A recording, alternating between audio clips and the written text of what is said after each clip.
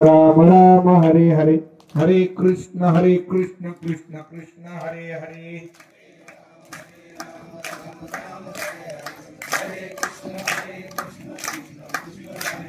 हरे राम राम राम हरे हरे, हरे कृष्ण कृष्ण कृष्ण हरे हरे।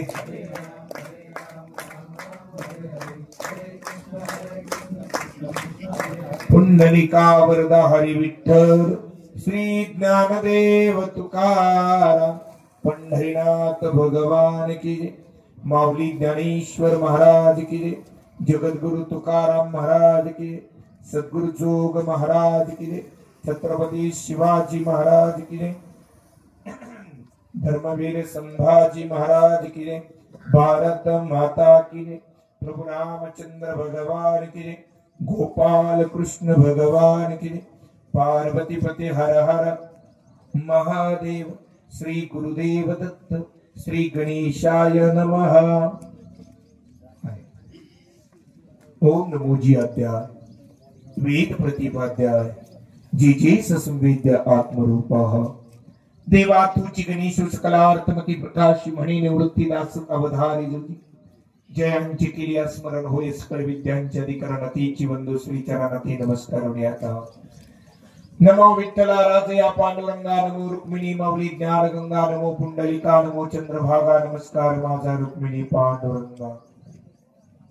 म्या बोल विल्या विदू बोले, म्या चाल विल्या सूर्य चाले, म्या हाल विल्या प्राणो हाले, जो जगाती चालिता। या ज्ञानानं कैवल्यवासी पिताश्री आदरणीय चंद्रराव श्रीपती गोडसे वय वर्ष 87 पिंडदान सोहळ्याच्या निमित्तानं उपस्थित दुःखांकित जनसमुदाय, मी प्रथमतः आपल्या सर्वांचं मनापासून ऋण व्यक्त करतो। ज्ञानोबांची ओवी आजच्या ह्या प्रवचन रूपी सेवेसाठी निवडलेली आहे।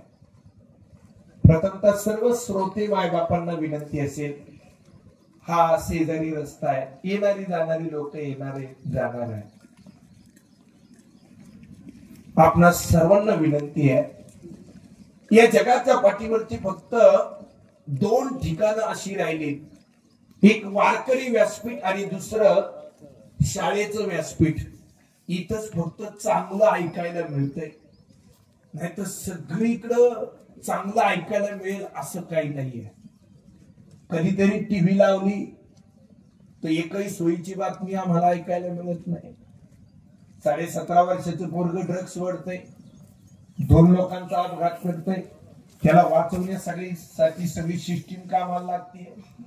टीव्हीची बातमी चांगली ऐकायला मिळत नाही। पेपर वाचायला सुरुवात केली, पेपरला एक चांगली बातमी ऐकायला मिळत नाही। मग या जगाच्या पाठीवरती जर चांगलं ऐकायला मिळत कुठं असेल तर फक्त हे व्यासपीठ, व्यासांचं भारताचा वारकरी संप्रदायाचं व्यासपीठ आहे। माझ्या समोर बसलेली सगळी उच्च शिक्षित मंडळी आहे आणि मी देखील फक्त रामायण महाभारताच्या कथा सांगून मी तुमचा वेळ घेणार नाही। मला माहितीये ते तुम्हाला आल्याच्या नंतर त्यांच्यासारखं त्यांना आवडेल या पद्धतीचं प्रवचन करावं लागेल, कारण इथं शिरूर तालुक्याच्या आध्यात्मिक पटलावरती, शिरूर तालुक्याच्या शैक्षणिक पटलावरती या गावाचं नाव एक अधिकाऱ्यांचं गाव म्हणून त्या ठिकाणी कोरलं गेलंय। आणि अधिकाऱ्यांसमोर, उच्च शिक्षित मंडळी समोर प्रवचन करत असताना आम्ही देखील उच्च शिक्षित आहोत, आम्हाला देखील समाज व्यवस्थेमध्ये एक चांगल्या विचाराची बैठक या ठिकाणी आम्हाला मिळालेली आहे। आणि म्हणून आजचं प्रवचन एक थोडस वेगळ्या अँगलने आपण त्या प्रवचनाकडे पाहणार आहोत। ज्ञानोबांनी या जगाच्या पाठीवरती एक गोष्ट सांगितलेली आहे, तिचं नाव आहे ज्ञान। म्या बोलविल्या वेदू बोले। सर्वोच्च माणूस जर कोण असेल या जगातला, पैशावाल्याला नाहीये, किंमत नाहीये, पहिला प्रेफरन्स दिला ज्याच्याकडे ज्ञान आहे त्याला प्रेफरन्स दिला। मंडळी इकडे लक्ष द्या, थोडस सावध बसा। उगा तोंड टाकून बैठक ज्ञानोबांनी ज्ञानेश्वरीच्या माध्यमातून तुमच्या समोर मांडली, पण ज्ञानोबांचं ज्ञानेश्वरीचं ज्ञान आणि भगवान श्रीकृष्णाने मांडलेली जी गीता आहे, त्या गीतेचं ब्रह्मज्ञान 7 समुद्र पलीकडे नेण्याचं काम एका महामानवाने मानलेलं आहे। ते महामानव स्वामी विवेकानंद। फिलॉसॉफी विषय त्यांचा तत्वज्ञान विषय आहे. या तत्वज्ञानाला न्याय देण्याचं काम आपल्या आयुष्यामध्ये स्वामी विवेकानंदांनी केलं. ऐका, त्या ज्ञानाचा आधार घेऊन महाराष्ट्रामध्ये डॉक्टर तयार झाले. त्या डॉक्टरांचं नाव आहे डॉक्टर विठ्ठल लहाने. कधी नाही ऐकलं, जरा नीट ऐका. डॉक्टर विठ्ठल लहाने सामान्य माणूस नाही आहे. पण जसं पिंपळे धुमार मध्ये जे अधिकारी तयार झाले, सामान्य कुटुंबातून नाजूक परिस्थितीतून मुलांनी अभ्यास करून जे अधिकारी तयार झाले, तसं विठ्ठल लहाने सुद्धा बापाच्या कर्तृत्वातून बापाची कॉलरताईत होण्यासाठी आपल्या आयुष्यामध्ये झटलेला माणूस आहे. कधीतरी लातूरला जा, त्यांच्या हॉस्पिटलला भेट द्या, आनंद होईल त्यांना. 13 वर्षाचं वय होतं विठ्ठल लहानेचं. 13 वर्षाचं. बाप सांगतोय जरा नीट ऐका. 13 वर्षाचे विठ्ठल लहाने असताना आईनं काम सांगितलं दादा त्यांना. काम असं होतं, बाळा शेजारच्या मावशीची साडी घेऊन ये. हा, शेजारच्या मावशीची साडी घेऊन ये. का ग आई, तुला साडी नाही का नेसायला? बाळा साडी आहे मला, पण मला लग्नाला जायचंय आणि लग्नाला जाणे इतपत चांगली साडी माझ्याकडे नाही रे. जा शेजारच्या मावशीकडून साडी घेऊन ये.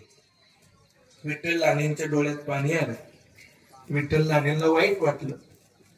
डोळ्यात पाणी आलं, टच दिशी डोळ्यात पाणी आलं. आई, आपल्या आईला साडी सुद्धा नेसायला नसावी, इतकी नाजूक परिस्थिती आपली असावी. आणि एक गोष्ट लक्षात ठेवा, परिस्थितीनंच माणूस घडतो बर का. परिस्थितीनंच माणूस बिघडतो बर का. मग घडायचं का बिघडायचं हे त्याच्या हातात आहे. परिस्थितीचं कारण देत बसून आयुष्याचं मातेरं करून घेणारी कितीतरी तरुण या महाराष्ट्रात आहे. पण परिस्थितीचं कारण न देता त्या परिस्थितीवरती मात करून आपल्या जीवनाचं सोनं करणारी सुद्धा या महाराष्ट्रात कितीतरी माणसं आहेत. परिस्थितीवरून आठवलं, माझ्या आळंदीला, मी 10 वर्ष आळंदीला होतो. आमच्या आळंदीच्या इंद्रायणीच्या पलीकडे विश्वनाथ कराडांनी MIT कॉलेज उभं केले. आम्ही त्या कॉलेजला शिक्षण घेत होतो. MBA ला आमचा एक विद्यार्थी होता, राहुल नाव होतं त्याचं. परिस्थितीचं कारण देत नव्हता, नाजूक परिस्थिती होती, पण त्याचा एक प्रॉब्लेम असा होता, त्याला बोलताच येत नव्हतं. बोलता म्हणजे बोबडा बोलायचा तो. सर सर आपण म्हणतो ना सर, तो सर नव्हता म्हणून सल म्हणायचा. काय म्हणायचा? सल म्हणायचा, सल. त्याला बोबडं बोलायचं महाराज. आणि पाना पहिली किती सिस्टीम चांगली होती. आता माझ्या बरोबर समोर बरेच शिक्षक बसलेत. ऐका, आता 2G आलं, 3G आलं, 4G आलं, 5G आलं. आमच्या वेळेस 2G नव्हतं, 3G नव्हतं, 4G नव्हतं, 5G नव्हतं. आमच्या वेळेस फक्त गुरुजीच होतं महाराज. आणि ज्याला गुरुजी कळलं ना, 2G 3G 4G कळण्यापेक्षा ज्याला गुरुजी कळलं ना, गुरुजी, त्याचं कल्याण झालं बरं का. गुरुजी त्याचं कल्याण झालं. पण आमच्या काळात आम्ही विद्यार्थी होतो, आम्हाला खूप एका गोष्टीचा आनंद होता की आम्ही आमच्या बाईंना बाई म्हणायचं आणि गुरुजींना गुरुजी म्हणायचं. त्याच्यात आनंद होता. पण बिघडून टाकलं आमच्या शिक्षण व्यवस्थेला. या सिस्टीमनी बिघडून टाकलं. बाईंच्या मॅडम झाला, गुरुजींचे सर झाले. ठीक होतं, इथपर्यंत समाजाने मान्य केलं होतं. सर म्हणलेलं बरं वाटत होतं, मॅडम म्हणलेलं बरं वाटत होतं. आता आम्ही त्याच्यात पुढे गेलो. आता आम्ही मॅडमला मॅडम सुद्धा म्हणत नाही. त्या इंग्लिश मिडियमची पोरं आमची शाळा सुटली ना, अशी ओरडतात, मॅम मॅम मॅम. जसं काही करड ओरडतात का पोरं ओरडतात हेच काही कळत नाही. मॅम शब्दामध्ये तो भाव राहिला नाही, प्रेम राहिला नाही. सर शब्दामध्ये तेवढा भाव राहिला नाही जो गुरुजी शब्दामध्ये होता. ते राहुल नावाचे पोरगे ना, ऐका, ते राहुल नावाचे पोरग बोबड बोलायचे, बोबड. चल चल चल. ते मार्केटिंग मध्ये त्याला MBA करायचं होतं. सर म्हणले येणार काय तुला आधीच बोलता येत नाही, तू बोबडा बोलतोय. आणि कशाला ते मार्केटिंग मध्ये ते MBA करतो? तू ऐक आमचं, तू मार्केटिंग मध्ये MBA करू नको. ऐका, बोल नका मला. सर कलीन तर मार्केटिंग मध्ये MBA कलीन, नाही तर कळणारच नाही. आता सर म्हणजे याला बोलताच येत नाही ना, आता मग तो मार्केटिंग मध्ये. आता मार्केटिंग मध्ये बोलल्याशिवाय काय होणार आहे? तू फायनान्स मध्ये MBA कर, त्याच्यानंतर बँकिंग मध्ये MBA कर. नाही सर कलीन तर मार्केटिंग मध्येच MBA कर. सर म्हणजे एक काम करा, सगळी पोरं बोलून घेतली MBA ची, ज्यांना मार्केटिंग करायची सगळी पुढे बसली. सर्वांच्या हातामध्ये 10,000 प्रती दिल्या रामायणाच्या. 10,000 प्रती दिल्या रामायणाच्या. आणि सगळ्या 10 जणांना सांगितलं, जा तुम्ही 10,000 प्रती विकून टाका. मग ती मोशी भागात, कोणी चरोली भागात, आता तिकडे एवढे मोठे मोठे इमारती झाल्यात, फ्लॅट सिस्टीम झाली, जायची आणि पुढे ती विकायला सुरुवात केली. आता विकायला सुरुवात केली त्यानंतर कोणाच्या 2 विकल्या, कोणाच्या 3 विकल्या, कोणाच्या 4 विकल्या, कोणाच्या 5 विकल्या.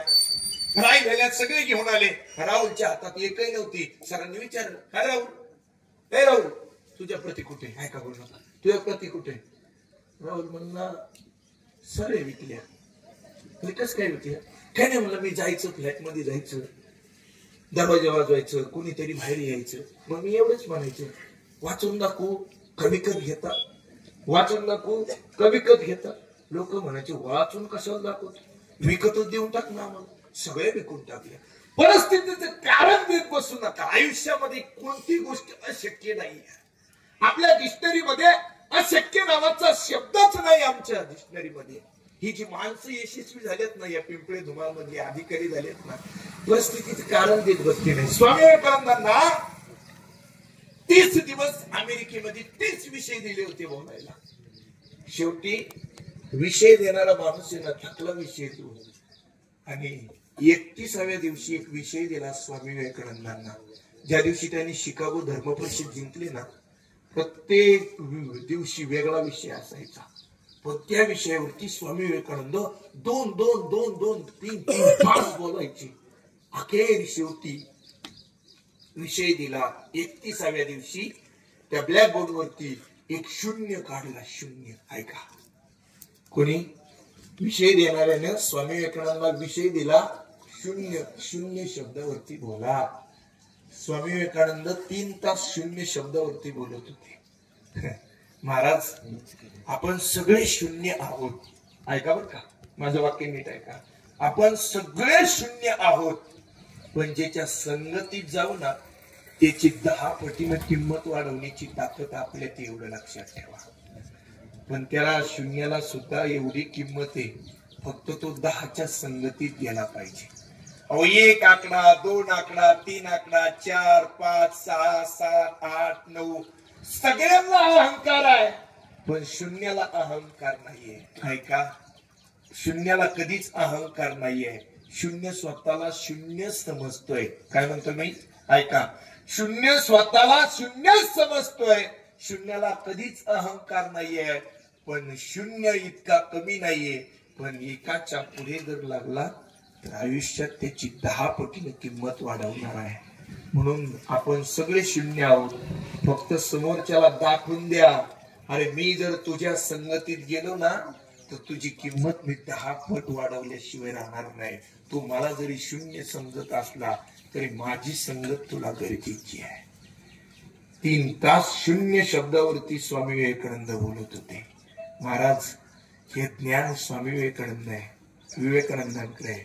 पण आता ऐका, शिकागो धर्म परिषद जिंकल्याच्या नंतर स्वामी विवेकानंद ज्या दिवशी भारतामध्ये येतात ना, त्या दिवशी या भारतवासियांनी त्यांची मिरवणूक काढण्याचं ठरवलं.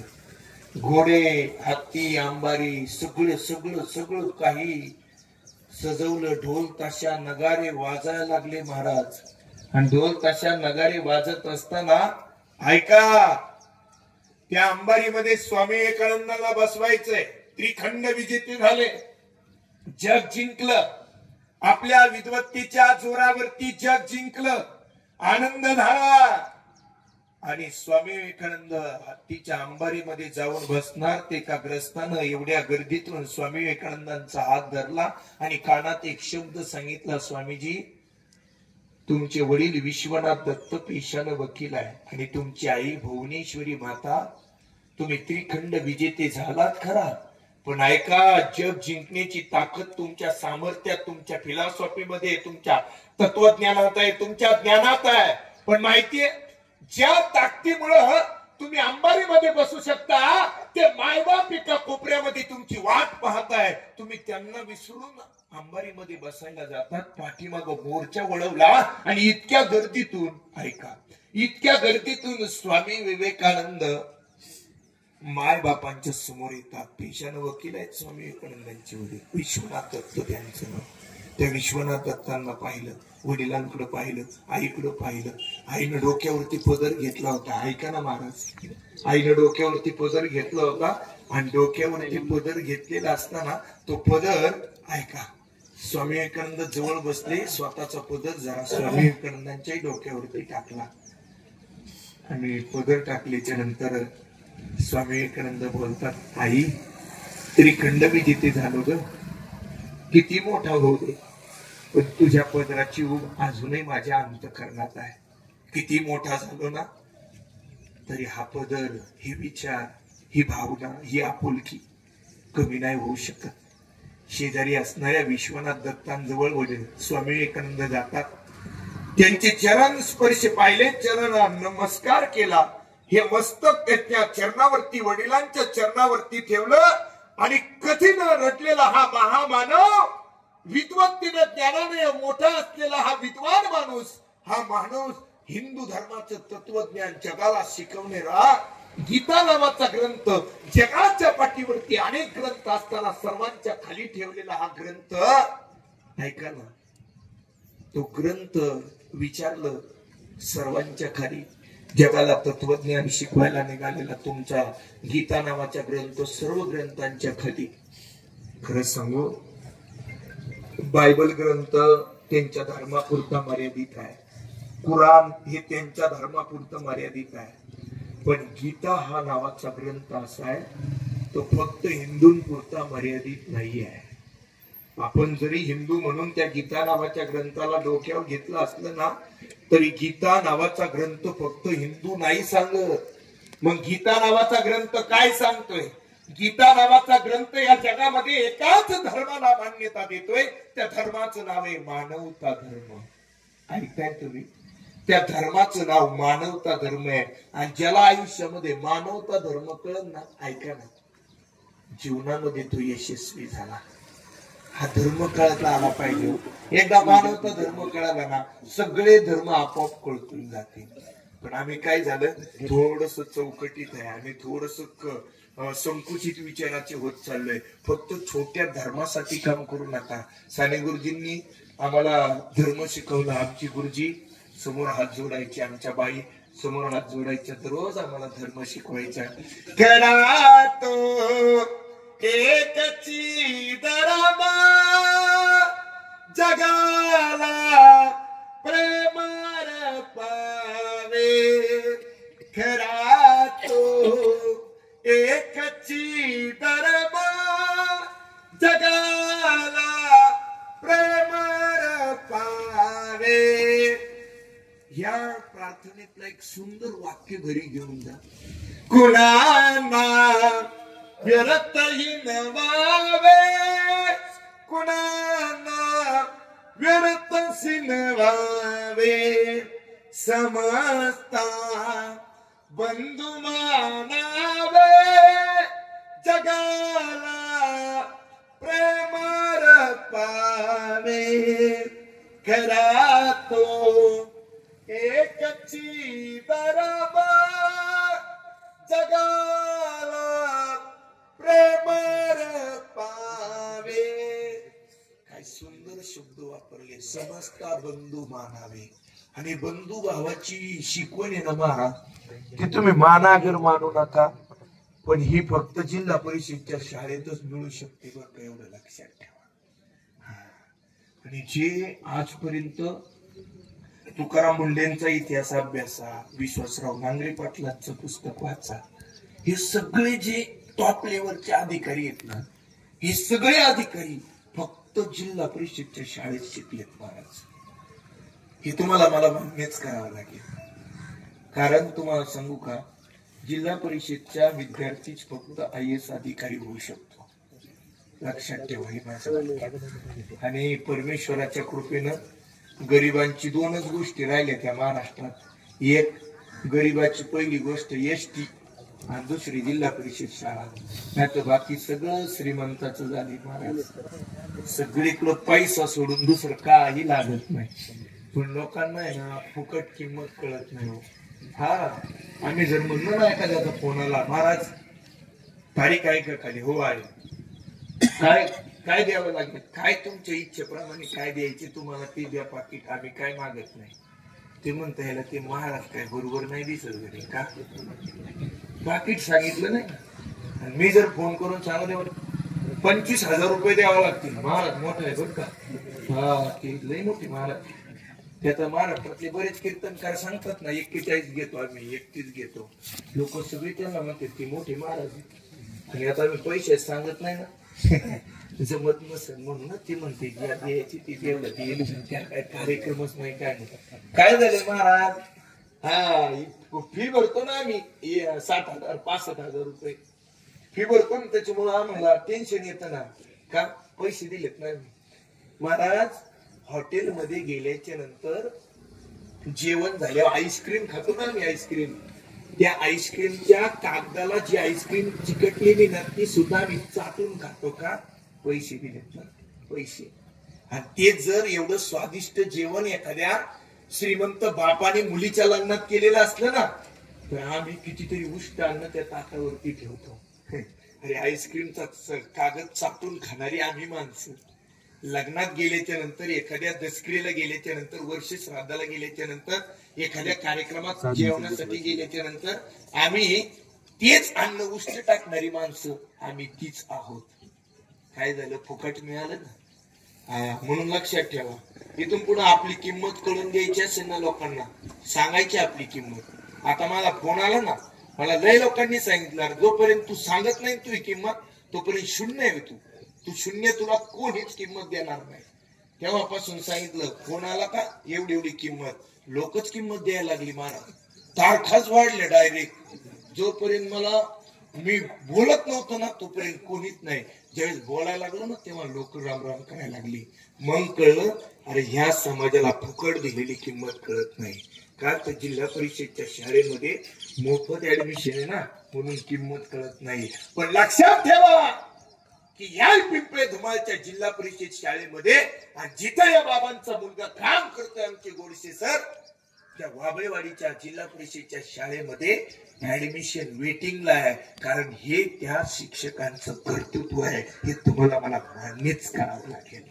हा, आणि हे सगळं समाजासमोर मी दररोज प्रवचन कीर्तनातून का मांडतोय, कारण मी त्या परिस्थितीतून केलेलं आहे. इथं घडवणारे शिक्षक माझ्या समोर, मला आता समोर बसलेत, माझ्या गावचे शिक्षक, ज्यांनी 1ली ते 7वी पर्यंत जिल्हा परिषद शाळेमध्ये शिकवलं. हा, लक्षात ठेवा, या जगाच्या पाठीवरती लय लोकांकडे पैसा आहे, अशी ठिकाणी माणसं आहेत पैशावाली. सकाळी दसक्रियेला एकाच्या बंगल्यात आहे, वर्ष श्राद्धाला दुपारी एकाच्या बंगल्यात आहे, आणि संध्याकाळी एकाच्या बंगल्यात आहे. अशी करोडोची संपत्ती आहे. पण एवढा पैसा आहे, पण त्यांच्या चेहऱ्यावर आनंद नाही हो, कधी माणसं हसत सुद्धा नाही. का माहिती का, पैसा आहे पण ज्ञान नाही. लक्षात ठेवा, जिथं लक्ष्मी ना तिथं सरस्वती असेलच असं नाही, पण जिथं सरस्वती ना तिथं लक्ष्मी आल्याशिवाय राहणार नाही. म्हणून थोडस जाग्याव्या उच्च शिक्षित मंडळी, तुम्ही सगळी मंडळी, जरा पैशावाल्याला किंमत देण्यापेक्षा थोडस ज्ञानवंताला किंमत द्या समाजामध्ये. जो ज्ञानवंत आहे ना तो दीर्घकाळ टिकणारा आहे, पैशावाला दीर्घकाळ टिकणारा नाही. लक्षात ठेवा, त्याचा आर्थिक सोर्स बंद झाला की तो संपणार आहे. या जगाच्या पाठीवरती तुम्हाला किती विरोधक होऊ द्या, ऐका बरं का, माझं वाक्य जरा नीट ऐका. या जगाच्या पाठीवरती तुम्हाला किती विरोधक होऊ द्या, ते विरोधक तुमचा बांध करतील, तुमचा 7-12 उलटा पालटा करतील, तुमचा व्यवसाय बंद करण्याचा प्रयत्न करतील, पण या जगाच्या पाठीवरती तुमचा एकही विरोधक तुमचं ज्ञान कधी चोरू शकत नाही. लक्षात ठेवा, मला लय शत्रू तयार होतील, मला त्रास देतील, मला संपवण्याचा प्रयत्न करतील, पण मी जी ज्ञानेश्वरीची ओवी वाचली, ती ज्ञानेश्वरीची ओवी कधीच कोणी माझ्यापासून बाजूला नेऊ शकत नाही, कारण ते ज्ञानोबांनी दिलेलं ज्ञान आहे. आणि म्हणून ज्ञानोबा म्हणतात, या जगाच्या पाठीवरती त्यालाच मी मान्यता दिली. ज्ञानोबांची उभी आहे महाराज, जे ज्ञान गंगा नहाले ते जेवताई झाले. ज्यांनी आपल्या आयुष्यामध्ये ज्ञानाच्या गंगेमध्ये स्वतःला न्हावून घेतलं, त्यांच्या आयुष्याचं कल्याण झालं. ही ज्ञानवंताची या जगातली सगळ्यात मोठी किंमत आहे. आणि म्हणून आज ज्ञानोबा बोलतात, म्या बोलविल्या विदू बोले, म्या चालविल्या सूर्य चाले, म्या हालविल्या प्राणू हाले, जो जगाते चालिता. या जगाच्या पाठीवरती रेडा सुद्धा वेद बोलू शकतो. या जगाच्या पाठीवरती पशु पक्ष्यांना सुद्धा ह्या गोष्टी कळू शकतात. या वर्षी तुकोबारायांच्या सोहळ्यात माणसं चालत होती, यात नवल नाही. ह्या वर्षी म्हणतोय, आता 16 झाला जुलैमध्ये, या वर्षी तुकोबारायांच्या सोहळ्यामध्ये एका शेतकऱ्याबरोबर त्याचा रेडा आला होता आणि 15 दिवस पायी चालत होता. एका शेतकऱ्याबरोबर झाडावरती बसत असलेली खारुताई त्याच्या खांद्यावर बसून पंढरीच्या वारीत सहभागी झाली होती. 15 दिवस खांद्यावरून उतरत नव्हती. वारकरी झोपला का तिच्या जवळ बसायची आणि कीर्तन सुरू झालं का कीर्तनात येऊन बसायची. 2018 साली संत गजानन महाराज शेगावचे त्यांची पालखी निघाली. माणसं येत नव्हती पालखीत. त्या माणसांबरोबर हरिण चालत होतं. जे हरणाला नुसतं पाहिलं ना सर, पाहिलं ना तर ते हरिण पळून जात होतं. इतकं भित्र असलेलं हरिण 15 दिवस बाबा वारीत चालत होतं. एकादशीच्या दिवशी समोर बसून कीर्तन ऐकत होतं. फराळाचं सुद्धा केलं नाही. आवरेड्याला देव कळाला, खारुताईला देव कळाला, हरणाला देव कळाला. पण वाईट वाटलं. संत शिरोमणी सावता महाराजांचे सप्ते झाले आणि गटारामोक्षाच्या दिवशी त्याला दीपामोक्ष म्हणतात शास्त्रामध्ये. आता लोकांनी तिला गटारी केलं. तेवढी संधी होती. मला म्हणलं महाराज आता एवढी संधी, पुन्हा श्रावण लागायचा, पुन्हा गणपती आहे, मध्ये पितर पाठी, त्याच्यामुळं म्हातारा गेले, अजून 14 भरणी झाली नाही. तो एक संधी सुटायची. मग नवरात्र पार दिवाळीपर्यंत गेलं. आम्हाला देव नाही कळला महाराज, आम्हाला संत नाही कळले. आणि संतांचे विचार करून घ्यायचे असेल ना ते जीवनाचं मर्म स्वामी विवेकानंदांना डोळ्यासमोर आपल्या आयुष्यात कधीतरी ठेवा. आज ह्या बाबांनी ठाण्याला असताना, कल्याणला असताना वेठबिगारीची कामं केली, मोलमजुरीची कामं केली. आईनं आपल्या आयुष्यात, मोबाईल वर ठेवा, आईनं आपल्या आयुष्यामध्ये एवढे वाईट दिवस या कुटुंबाने, त्या आईने वडिलांनी काढले. शेतमजुरीतून आज 4 मुलं घडवत असताना, आदर्श शिक्षक तयार करत असताना हे आई वडिलांनी केलेला त्याग कधीतरी समजून घ्या. आणि म्हणून मी स्वामी विवेकानंदांचे आई वडील मी मानले. मी बोलून गेलो काल एकादश क्रियाविधीमध्ये आपल्या बापाला कॉलर टाईट करून चालता आलं पाहिजे.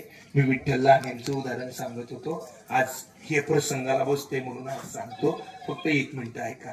पुढे जायचंय मला, ओवीकडे जायचंय. महाराज इथपर्यंत आलो होतो. एक साडी घेऊन आलं होतं विठ्ठल लहानेंची. डोळ्यात पाणी होतं, रडत होते विठ्ठल लहाने. माझ्या आईला दुसऱ्याची साडी घालावी लागत होती, डोळ्यात पाणी होतं, परिस्थिती नाजूक होती. पण मला आयुष्यामध्ये काहीतरी ध्येय गाठायचे, मला काहीतरी मिळवायचे, हे फक्त 13 वर्षाच्या विठ्ठल लहानेंच्या डोक्यात होतं. दिवसामागून दिवस जात होते, परिस्थिती नाजूक होती, परिस्थितीवरती मात करायची होती.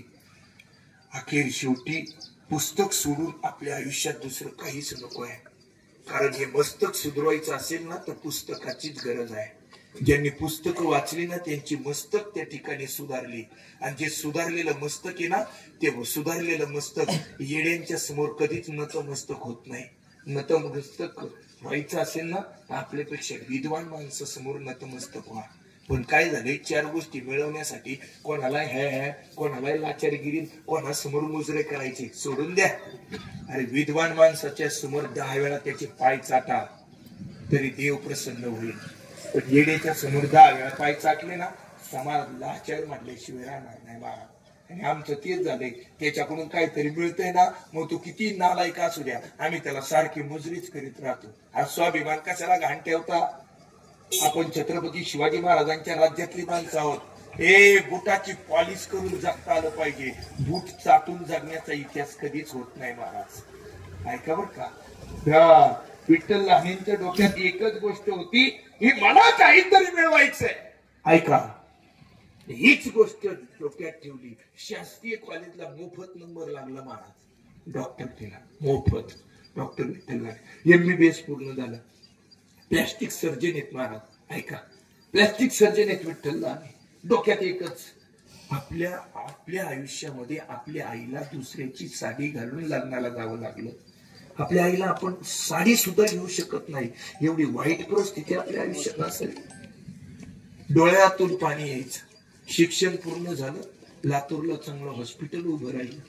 एक दिवस असाच एक बाप, आता ऐका, डोळ्यातलं पाणी पुसत पुसत केबिन मध्ये आला. त्या बापाच्या मुलीचे ओठ फाटले होते, चेहरा विद्रूप झाला होता. त्याला वेड लागलं होतं की माझ्या मुलीचा चेहरा असा झालाय, तिचं लग्न जमत नाही.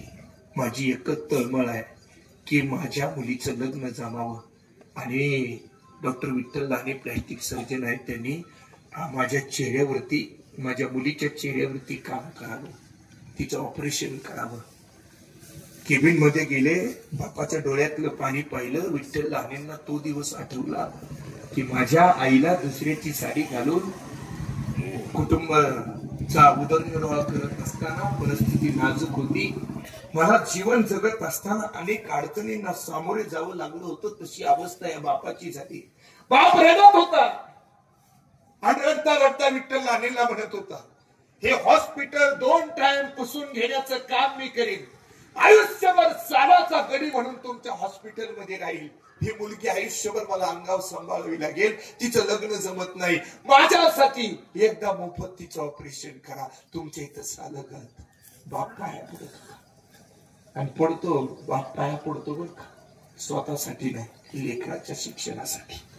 या महाराष्ट्रातले कितीतरी बाप अजूनही पाया पडतात आणि पडावं त्यांनी. जर मुलगा उच्च शिक्षित होणार असेल ना, तर या जगातल्या सगळ्या बापांनी पाया पडावं. पण मुलाला पैसे मिळवण्यासाठी कोणाच्या पाया पडू नये. ज्ञान मिळवायचं असेल ना, बापाने 10 वेळा एखाद्याच्या दारात जावं, पण पैशासाठी नाही जावं. पैशासाठी ज्या दिवशी तुम्ही दुसऱ्याच्या दारात जाल ना, त्या दिवशी तुमचा स्वाभिमान घाण राहिला नाही. मुलाला शाळेच्या शिक्षणासाठी बापाने काही करावं. अरे त्या मुलीच्या बापाच्या डोळ्यातले अश्रू पाहिले. विठ्ठल लानेंनी ठरवलं की मी मोफत ऑपरेशन करणार. मुलीचं ऑपरेशन झालं. बाप ऐका जरा, बाप मोफत ऑपरेशन झालं. 6 महिन्यानं जसा चेहरा होता तसा झाला. इतकी सुंदर मुलगी दिसू लागली. लग्न जमलं, स्थळ आलं, लग्न जमलं. आपल्या मुलीचं लग्न जमलं. बापाला आनंद झाला आणि त्या आनंदाच्या भरात केबिन मध्ये कधी न येणारा, 6 महिन्यात केबिन मध्ये न आलेला बाप पेड्याचा बॉक्स घेऊन आतमध्ये आला आणि विठ्ठल लानेंच्या हातामध्ये तो पेढा दिला. पेढा दिल्याबरोबर विठ्ठल लानेंनी प्रश्न विचारला, हा पेढा कशाचा आहे? माझ्या मुलीचं लग्न जमलं, केवळ आणि केवळ फक्त तुम्ही ऑपरेशन केलं, तिचा चेहरा सुंदर झाला आणि म्हणून हा पेढा मी घेऊन आलो. तो पेढा हातामध्ये घेतला आणि आपल्या आयुष्यातला जन्मदाता बाप आणि जन्मदाती आई विठ्ठल लानेंना आठवली.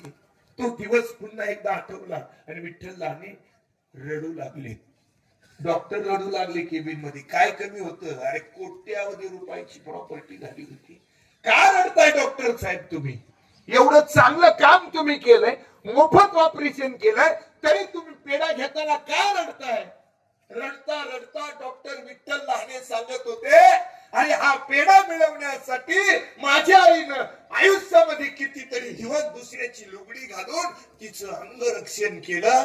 आपल्या आयुष्यातला हा प्रसंग मी कधीच विसरू शकत नाही. परिस्थितीवरती मात केली पाहिजे. परिस्थितीचं कारण देऊन आयुष्यात कधीच आम्ही मोठी होऊ शकत नाही. आता यातले बरेच शिक्षक आहेत. तुमच्या काळाचं डीएड फार भयानक होत महाराज. सकाळी केलेला स्वयंपाक संध्याकाळी खायचा, 2-2 टाइम शिळ्या भाकरी खायच्या. बऱ्याच लोकांनी इथं बसलेल्या माझ्या समोर लय वाईट दिवस काढलेत महाराज. शिक्षकांनीच काय, सगळ्यांनीच वाईट दिवस काढलेत. आणि एवढीच पिढी राहिली फक्त आता की तुम्ही नातवाला सांगू शकता आम्ही दिवस वाईट काढले. तुमचा नातू कधीच सांगू शकत नाही आम्ही वाईट दिवस काढलेत म्हणून. तुम्ही शाळेला सायकलवरती शिक्रापूरला जात होता, पुढे वाघुलीला जात होता, पुढे पुण्याला जात होता, हे तुम्ही सांगू शकता. तुमचा नातू नाही सांगू शकत. का? दारात बस येते, काय सांगणार आहे तू? त्याला पायी जर घरातून डायरेक्ट बस मध्ये ठेवायला लागतो, तो काय इथे सांगू शकतो? सांगू शकतो? काय सांगेल? मी आयुष्यात स्ट्रगल केले, सांगू शकतो? मी दिवस वाईट काढले, सांगू शकतो? तुमचा नातू सांगूच शकत नाही का? अहो काही कमीच नाही महाराज. मला त्या दिवशी कीर्तनाला गेले, त्यानंतर एक पालक म्हणले, महाराज आम्ही ना आमच्या मुलांना ना बुद्धी तेज राहण्यासाठी सकाळी काजू देतो डब्याला, बदाम देतो, त्याची बुद्धी तेज राहते. मी म्हणलं आता तुम्ही तुमच्या मुलांना काजू बदाम देता, आमच्या वेळेस कसले काजू बदाम? आमच्या गुरुजींनी एक कानाखाली वाजवली का आम्हाला बुद्धीच बुद्धी यायची, अशी तेज बुद्धी यायची. पण शासनाने अख्ख्या आयुष्यात, शासनाने सगळ्या सिस्टीम मध्ये सगळ्यात मोठी एक चूक केली बरं का, लक्षात ठेवा. हे पालकांनी लक्षात ठेवा, गुरुजींनी नाही. का माहितीये, शासन आपल्या हिताच्या योजना काढतंय, पण हिताच्या नाही त्या. शासनाने काय केलं, शिक्षकांनी जर हातात छडी घेतली तर त्याच्यावरती फौजदारी गुन्हा दाखल होईल. दादा, या महाराष्ट्रातल्या शिक्षकाच्या हातातली छडी ज्या दिवशी निघून गेली ना, त्या दिवशी पिढी बिघडली, लक्षात ठेवा. तुम्ही मी सुधारलोय ना, केवळ मार खाल्ल्यामुळे सुधारलं, लक्षात ठेवा. आणि त्या काळात थोडा मार मिळालाच पाहिजे. महाराज, अशा गुलाबाच्या फुलासारखी पोरं जपतोय आपण. 3 वर्षाचं 3.5 वर्षाचं पोरग मोबाईल शिवाय खात नाही. त्याची मम्मी म्हणते ते खात नाही, त्याला भूक नाही, तसं जेवत नाही, तर त्याला मोबाईलच लागतो. किती 3.5 वर्षाचं कार्टन त्याला मोबाईल लागतो. ते म्हणतोय मला ही गेम दाखव, मला ती गेम दाखव. हे लाड केलेत महाराज, लाड.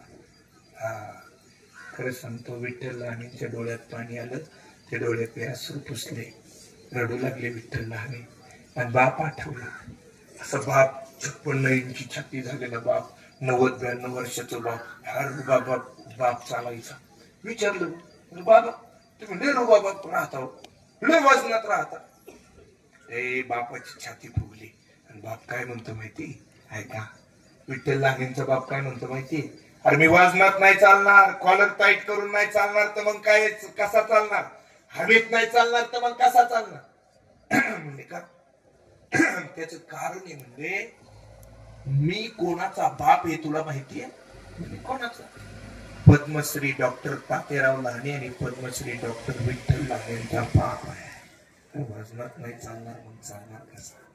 आपल्या वागण्यानं आपल्या बापाला गावातून असं वागण्यात चालता आलं पाहिजे, आपल्या बापाची कॉलर टाईट झाली पाहिजे. असं मुलांनी काहीतरी मिळवलं पाहिजे. ज्यांना मिळवता आलं, ज्यांना कमवता आलं, ज्यांनी आपल्या आयुष्यात ज्यांना घडवता आलं, ती आपल्या आयुष्यातली माणसे यशस्वी झाली. म्हणून मी आज अनेक उदाहरणं बापाची मांडली. जाता जाता एक महत्वाचा विषय सांगून जातो. काळाची गरज आहे, मी दररोज बोलतोय. या जीवनात स्वतःच जीवन परिपूर्ण करून घ्यायचं असेल तर शिक्षण नावाचं दूध आपण पिलं पाहिजे. डॉक्टर बाबासाहेब आंबेडकरांचे एक सुंदर वाक्य घरी घेऊन जा, शिक्षण हे वाघिणीचं दूध आहे, आणि ते जर तुम्ही पेलात तर वाघासारखे गुरगुर करा. आणि खरंच आज पिंपळे धुमाळचे अधिकारी झाले, पिंपळे धुमाळची माणसं उच्च शिक्षित झाली, वाघासारखे गुरगुर करतात, पण ती शिक्षण रूपी वाघिणीचं दूध पिली म्हणून करतात. आता आमच्या परिसरात आम्ही पाहतोय, इकडच्या परिसरात पाहतोय, जिकडं लय पैसा झालाय तिकडं पाहतोय, बरेच जण दूध पितात, पण कोणतं, धाब्यावरचं दूध पितात, रात्री तेच गुरगुर करतात. त्यांना अजून सुधरत नाही आपण कोणत्या लेवलला गेलोय. वाईट वाटलं, म्हणून ह्या गोष्टींवरती आपण थोडासा फोकस करा. जीवन फार सुंदर आहे, आणि त्या सुंदर करणाऱ्या त्या बापाला समजून घ्या. म्हणून तो आमचा बाप कसा आहे, तो बाप ज्याला समजून घेता आला त्याच्या जीवनाचं कल्याण झालं. बाप स्वाभिमानी बाना, बाप कनक रकडा, त्याच्या काळजात सुद्धा लाचाळूच्या वेदना, त्याच्या काळजात सुद्धा लाचाळूच्या वेदना, त्याची पाडाची छाती, त्याची हृदय गुलाब, बाप जागतो म्हणून घर झोपते खुशाल. अशी कविता गाण्याचं कारण एकच आहे दादा, थाळीपाटीचा व्यवसाय केला बापानं. ठाण्यात कल्याण मध्ये लई वाईट दिवस काढले. आईनं शेती केली, शेतमजुरीचं काम केलं, आणि या नाजूक परिस्थितीतून ह्या 4 मुलांना घडवलं. म्हणून आजचा बाप आदर्श बाप आहे. त्यांनी त्यांच्या आयुष्यात काय केलं त्यांना जर कोणी विचारलं ना, तर त्या बापाला सांगता आलं पाहिजे, आम्ही आमच्या आयुष्यात पैसे नाही कमवले, पण मुलांना स्वतःच्या पायावरती उभं केलं. नुसतं उभं केलं नाही, एक सुसंस्कारित मुलगा घडवण्याचं काम आमच्या आयुष्यामध्ये आम्ही केलं. आणि म्हणून आज एक आदर्श शिक्षक, आदर्श मुख्याध्यापक म्हणून ज्यांच्याकडे या समाज व्यवस्थेनं त्या ठिकाणी पाहिलं, आदरणीय विजय चंद्रराव गोडसे सर, राजेंद्र चंद्रराव गोडसे, ते कंपनीमध्ये काम करतायत. कल्याणी कंपनी आहे, त्या कंपनीमध्ये काम करतायत. त्यानंतर दिलीप चंद्रराव गोडसे, ऑटोमोबाईलचं त्यांचं त्या ठिकाणी गॅरेज आहे. आणि गोरक्षे हे देखील एक इलेक्ट्रॉनिक कंपनीमध्ये त्या ठिकाणी काम करतायत. ही 4 मुलं. आणि विशेष म्हणजे ज्या पत्नीनं आयुष्याची साथ ह्या व्यक्तिमत्वाला दिली, ती एक आदर्श माता. शिरूर शिक्षक संघटनेनं त्या आदर्श मातेला एक आदर्श पुरस्कार देण्याचं काम त्या ठिकाणी केलं. ती श्रीमती कलावती चंद्रराव गोडसे. असा एक सुसंस्कारित आणि पिंपळे खालसा पिंपळे धुमाळ गावातील एक आदर्श परिवार, खरं आदर्श म्हणण्यासारखा परिवार.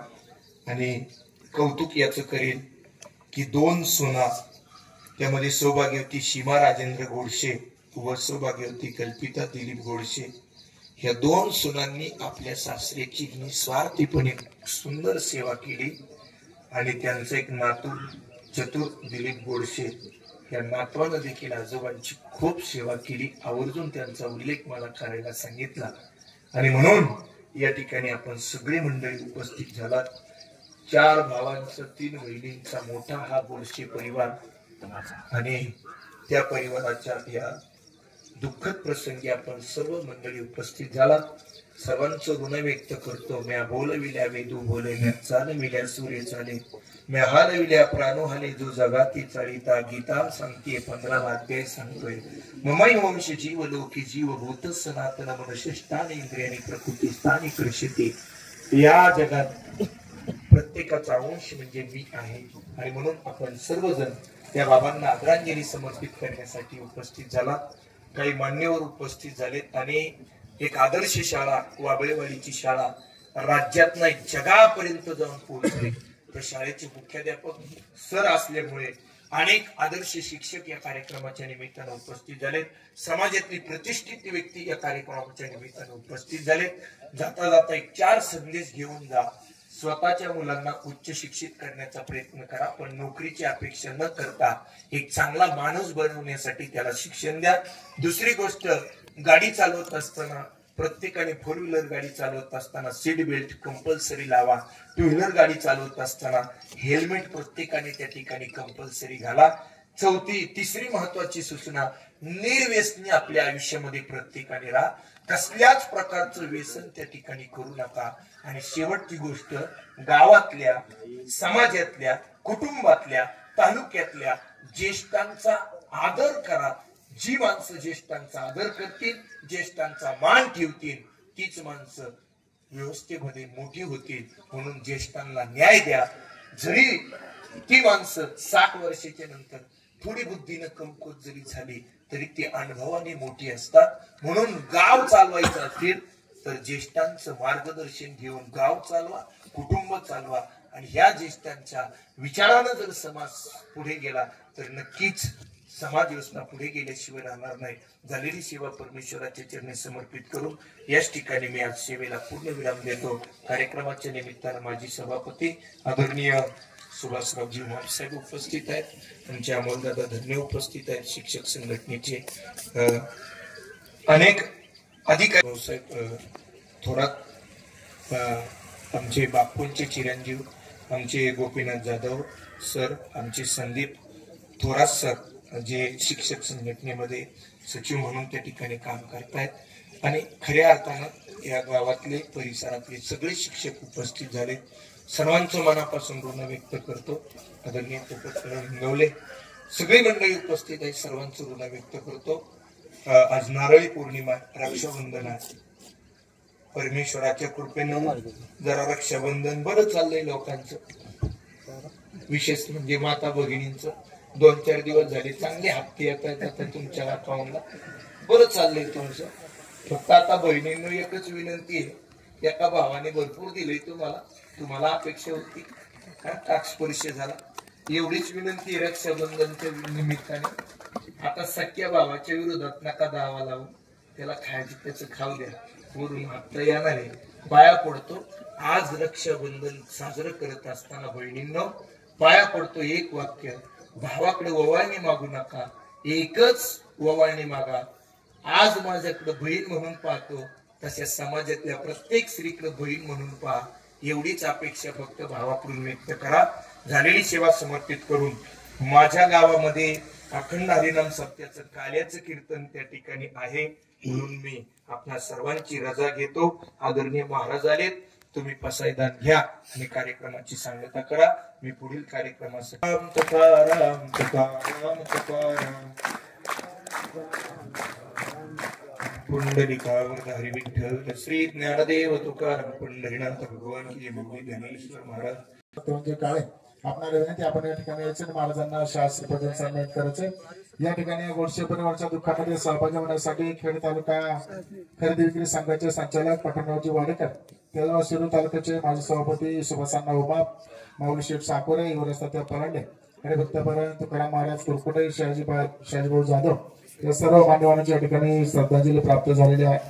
श्रद्धांजली अर्पण करण्यासाठी उपस्थित झाला, आपले ऋण व्यक्त करतो. यानंतर मामांना श्रद्धांजली अर्पण करण्यासाठी माजी सरपंच संभाजी अण्णा धुमाळ आपल्या विनंती, आपण या ठिकाणी यायचे.